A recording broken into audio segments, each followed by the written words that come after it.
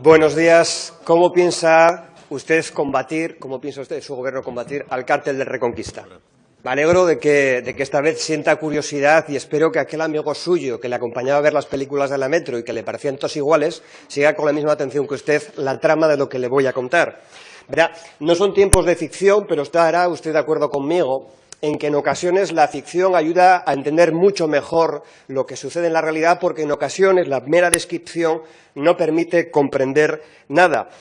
El cártel del Reconquista no es ni mucho menos una organización criminal registrada con un logo. No lo busque en Google, se lo aseguro, ya se lo digo por anticipado para que no se estrese y pueda seguir con tranquilidad el resto de mi intervención. Es una idea que yo le propongo, una herramienta para identificar determinado tipo de prácticas que son mucho más peligrosas en sus efectos reales y que normalmente cuesta nombrar. La descripción de la realidad, insisto, suele ocultar cosas importantes. Pablo Escobar, efectivamente, se reivindicaba como el Robin Hood paisa, el Robin Hood de Medellín. Es más, decía que él no era rico, simplemente era un pobre con dinero. Las facturas hemos podido conocer estas semanas de perfumes y puros dan cuenta de muchos detalles de gente que lo que trataba era de emular precisamente a aquellos a los que deberían enfrentarse, un poco como le pasaba a Pablo Escobar, ¿no?, que eran pobres con dinero. Esos perfumes, cenas y helados no permiten entender nada más que el tren de vida de algunos que tenían que haber protegido el nivel de vida de la mayoría, pero no permiten explicar qué mecanismos alimentaban la locomotora de ese tren de vida. Lo que sabemos a día de hoy es que algunos, como Villa, fumaban puros, mientras los parados fumaban en pipa.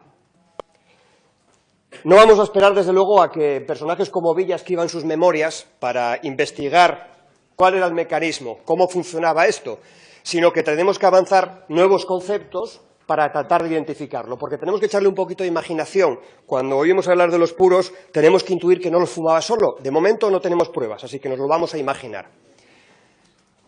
Ideas y lugares comunes como los del Pacto del Duerno a día de hoy están obsoletos.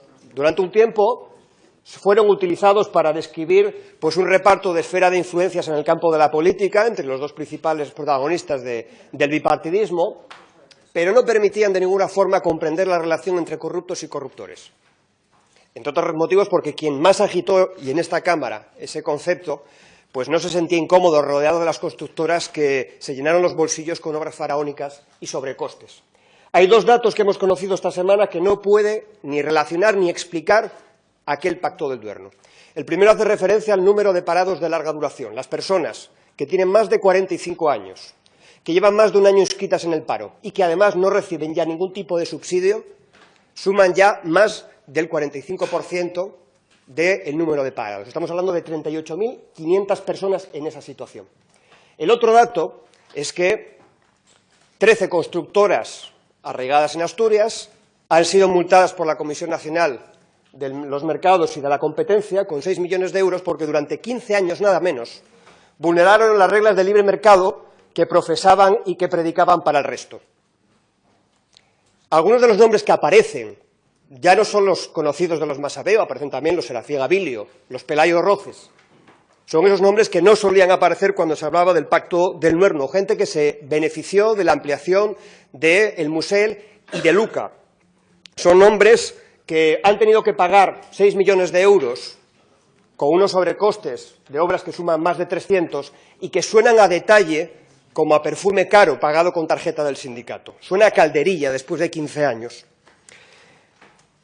Otro caso que no ha generado ningún tipo de detalle como esto que acabo de decir, porque han sido mucho menos profusos que en el caso de Villa, fue cuando Severino García Vigón fue condenado a 1 año y medio por defraudar durante 3 años a Hacienda con el pago del IVA. Él y sus hijos tuvieron que pagar cerca de 1 millón de euros después de esta condena. Es decir, que en 3 años de no pagar el IVA juntaron tanto dinero casi como el propio Villa en toda su carrera, por lo menos que sepamos a esta hora. Pero ¿saben cuál es la diferencia entre ambos casos? Entre ambos escándalos. Aparte de que uno fue, insisto, conocido en sus detalles, el otro pasó por un caso aislado. Uno parece que es de una persona y el otro sirve y está siendo instrumentalizado para desanimar a miles de personas que siguen necesitando a los sindicatos para defender sus condiciones laborales. Pero esa no es la principal diferencia. La principal diferencia es que de un presidente de la FADE no se espera nada. Si acaso que se suba el sueldo en plena crisis. Eso es lo que se espera de un presidente de la FADE. Por eso, Sabino García Vigón solo defraudó a Hacienda. Sin embargo, Villa, además de defraudar a Hacienda, defraudó a millones de personas.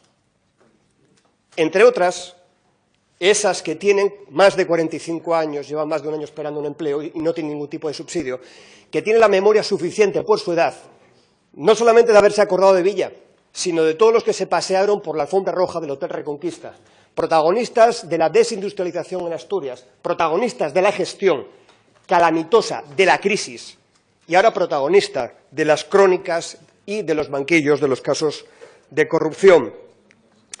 Esta gente forma parte de lo que yo llamaría el cártel del Reconquista. Algunos los vimos pues en las asambleas de Cajastur, en el Hotel Reconquista, pero los sitios son los menos, es un detalle. Podría haber sido cerrando pactos de privatización del agua en Las Caldas. Muchos de ellos lo que hacían era reunirse para codearse después en otros espacios para fijar el precio de la luz. Manuel Menéndez, presidente de aquellas asambleas del 95, fue presidente y es presidente de HC. Fijaban el precio de la luz, se fijaban los sueldos, fijaban los precios de las comisiones, fijaban el precio del hormigón y también se repartían los beneficios de las privatizaciones de los servicios públicos. Afortunadamente, no todo fue silencio frente a esta situación. De ustedes nos tememos que no van a ser capaces de combatir el cártel, por una sencilla razón. No porque en el pasado usted no viese nada y que ahora pues guarden silencio cuando la Guardia Civil entra a la casa de presuntos y potenciales fumadores de puros, sino porque de la mano de Susana Díaz, la presidenta de la Andalucía de los ERES, se pasea, no diciéndonos que es tiempo de ficción, sino tiempo de ilusión. Insisto, frente a los villanos tenemos afortunadamente héroes y heroínas. Ana Frank decía y escribía en su diario: una simple vela sirve para definir y desafiar a la oscuridad. Marta Rodil, abogada laboralista, 20 años, del lado de quienes denunciaban las irregularidades y las prácticas en la gestión de Cajastur por parte de Manuel Menéndez, fue escogida por un ayuntamiento, el Ayuntamiento de Gijón, precisamente por haber defendido la caja, no por haberse aprovechado de ella. Una sola persona puede desafiar un banco y puede definir el funcionamiento de ese cártel del Reconquista. Y encima, si están acompañadas, podemos seguir combatiendo los desahucios, ocupándose de ellos, pero esta vez acompañados por concejales y diputados. Termino. De un presidente de la FADE no se espera nada más que se suba el salario. Y de un presidente como usted esperamos poco más. Seguramente me responda que extendemos un manto de sospecha, cuando lo que hay es un manto de sentencias. El 76% de las sentencias son condenatorias en el caso de los delitos de corrupción. Termino. De quien se pone a la cabeza de un cambio se espera absolutamente todo. Se espera que sepa no solamente rugir, sino que también muerda. Su tigre de Tuilla no fue capaz, no se extrañe ahora, de que cada vez menos gente espera que salga el león, y no precisamente de las pantallas de las películas de la Metro con las que usted se entretiene.